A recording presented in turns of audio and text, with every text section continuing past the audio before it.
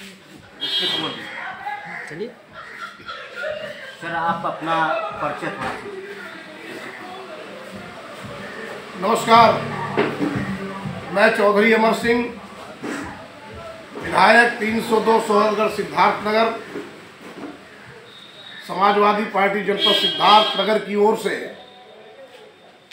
गणतंत्र दिवस के इस राष्ट्रीय पर्व पे मैं जनपद सिद्धार्थनगर की आवाम और सोहरगढ़ के सभी सम्मानित बुजुर्गों, नौजवान साथियों, माँ बहनों को अपनी तरफ से ढेर सारी शुभकामनाएं देता हूं। और आज गणतंत्र दिवस के इस राष्ट्रीय पर्व पे मैं उन सभी भारत माँ के सपूतों को कोट कोट नमन करता हूं कि जिनके साहस, त्याग और बलिदान के बदौलत आज अपना सोने का चिड़िया कहने वाला ये देश, भारत देश, दुनिया का सबसे बड़ा लोकतंत्र बना है।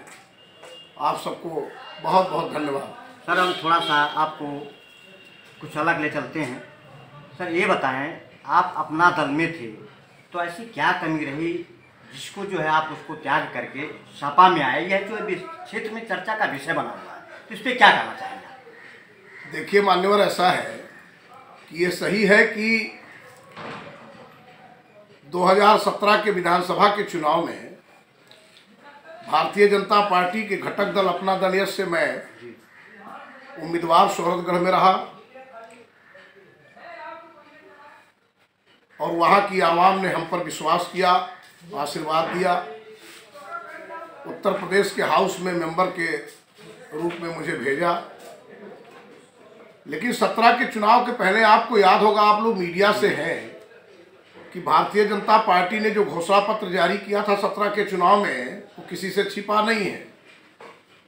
उन्होंने दलितों के, पिछड़ों के, मजदूरों के, किसानों के, गांव के लोगों के लिए बहुत कुछ वादे किए थे। आपको याद होगा, स्मरण होगा अभी भी।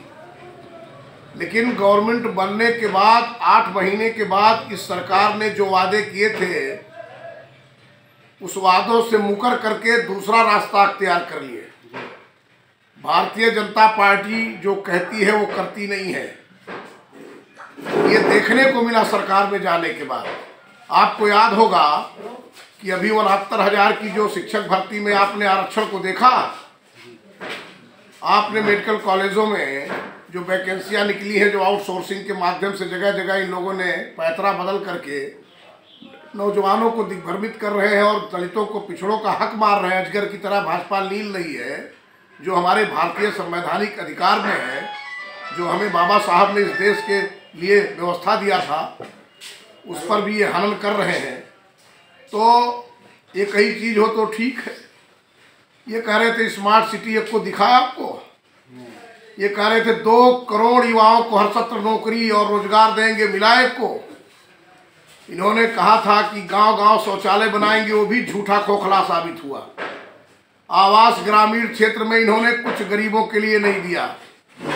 इस तरह से तमाम ऐसी विसंगतियां रही हैं कि जिनको लेकर के मैं चौधरी अमर सिंह, आपको याद होगा, आपके मीडिया में भी मैं जब सरकार में था 4 साल से लगातार मैं लड़ रहा हूँ। बिल्कुल चर्चे में थे आप। और ये बातें लोग कहते थे चौधरी अमर सिंह बागी क्यों हो गए हैं, तो मैं बागी नहीं था। मैं उन अधिकारों की, संवैधानिक अधिकारों की, दलितों की, पिछड़ों की बात कर रहा था। उन बेरोजगार नौजवानों की बात कर रहा था, किसानों की बात कर रहा था। भारतीय जनता पार्टी 3 बिल लाई थी किसानों के 2 गुना आय के लिए, मजबूती देने के लिए, तो ये थुक के चाट गए। फिर क्यों वापस ले लिया इन्होंने? जब 12 महीने किसान हमारा सड़क पर झेलता रहा, सुख दुख झेलता रहा, और उसके बाद 750 किसान इस मांग में शहीद हो गए। उसके बाद तब जा करके जब इनको बाय इलेक्शन लड़े, जब इनको हार का मुंह देखना पड़ा, तो इन्होंने कहा हम बिल वापस ले रहे हैं। तो इस भारतीय जनता पार्टी में कौन सी राजनीति करेगा कोई, जब इनके सिद्धांत नहीं है, उनके वजूद नहीं है, इनके क्रियाकलाप सब नेगेटिव है, भारतीय संविधान से अलग है, पिछड़ों से अलग है, दलितों से अलग है। तो दलित विरोधी, पिछड़ी विरोधी, इस देश में 85% दलित और बैकवर्ड है, और उनका विरोध करने वाली शासन कर पाएगी? उनके साथ हम पिछड़े समाज के लोग रह पाएंगे? तो मैं तो नहीं रह पाऊंगा। मैं तो 4 साल से लड़ रहा हूं, आप लोग तो गवाह हैं। यूट्यूब खोलिए, जगह जगह आपको मिलेगा। मैंने लॉकडाउन पर बोला, जब इमरजेंसी लगा करके प्रधानमंत्री ने पूरे देश में बाहर रह रहे लोगों को यातनाएं झेलाया, पगयात्रा कराई, रास्ते में लुटे, रास्ते में बेचारे गुजर गए। तो वो दिन, वो मंजर हमको याद है, सबको याद है, पूरे प्रदेश को याद है, पूरे देश को याद है। और उसके बाद फिर किसानों के बिल पर बोला, फिर मिट्टी तेल चीनी की जो व्यवस्था गड़बड़ की इन्होंने उस पर बोला, आरक्षण पर बोला, बेरोजगारी पर बोला। तो ये लगातार बोला मैंने। तो जाहिर सी बात है कि 85% की अवहेलना करोगे, भारतीय संविधान के साथ छेड़खानी करोगे, तो आपके साथ कौन रहेगा? ये तो पहले से मैं बोल रहा था। इसका मतलब थोड़ा था मैं आज सपा का सिपाही हूं। तो सपा के विचारधाराओं पर चल करके ये पहले भी देखा गया है। जब 12 में मैं प्रधान था और 12 में समाजवादी पार्टी की सरकार बनी थी, जिसके मुखिया हमारे राष्ट्रीय अध्यक्ष जी माननीय मुख्यमंत्री थे, उन्होंने बहुत कुछ किया। 3.5 लाख का आवास लोहिया आवास के नाम पर देते थे। समग्र गांव का चयन होता था, जो विकास होता था। इनकी तरह थोड़े कि गांव स्मार्ट बनाने के बजाय शहर की बात करते हैं, होना एक भी नहीं है। उन्होंने एक्सप्रेस वे बनाया, टैबलेट दिया, नौजवानों को लैपटॉप दिया, कन्या विद्याधन दिया, किसानों का कर्जा माफ किया था। इन्होंने फिर दवाई पढ़ाई लिखाई मुफ्त की थी। तो आदरणीय राष्ट्रीय अध्यक्ष जी अखिलेश यादव जी ने कुछ करके दिखाया है। अब थोड़ा भाजपा वालों की जुमलेबाजी में, झूठई में प्रदेश की जनता, देश की जनता गुमराह हो गई, दिग्भ्रमित हो गई। इसलिए 17 में इनको मौका मिला। अब की बार 85% दलित और बैकवर्ड जो उपेक्षित रह गए इस सरकार में, वो मिल करके अब की बार भाजपा का सफाया करेंगे और समाजवादी पार्टी का आदरणीय राष्ट्रीय अध्यक्ष अखिलेश जी के नेतृत्व में सरकार बनाएंगे। अच्छा, आपकी सरकार अगर आई तो ऐसा क्या कुछ करेंगे जिससे जो है यहाँ के जो लोग जो है वंचित हैं या शोषित हैं या दलित हैं, उनको बहुत कुछ अच्छा होगा? ये सरकार उपेक्षा के शिकार जो हुई है, इसमें क्या ऐसा कुछ?